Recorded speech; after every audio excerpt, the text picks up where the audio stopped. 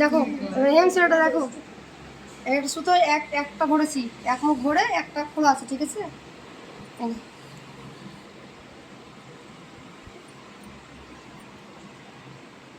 নিচের কাপড়টা অল্প করে ধরবো, ঠিক আছে, আর উপরের কাপড়টা একটু বেশি ধরলেও অসুবিধা নেই। নিচের কাপড়টা একদম পাতলা পাতলা করে ধরবো, 2-3টা সুতো।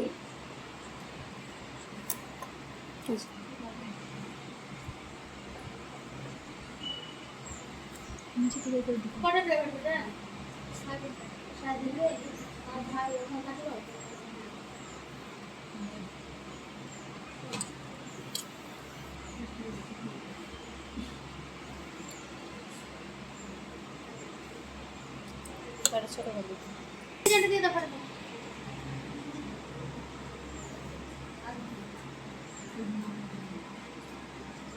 বুধবার পরীক্ষা বলা আছে, আজকে বলবো।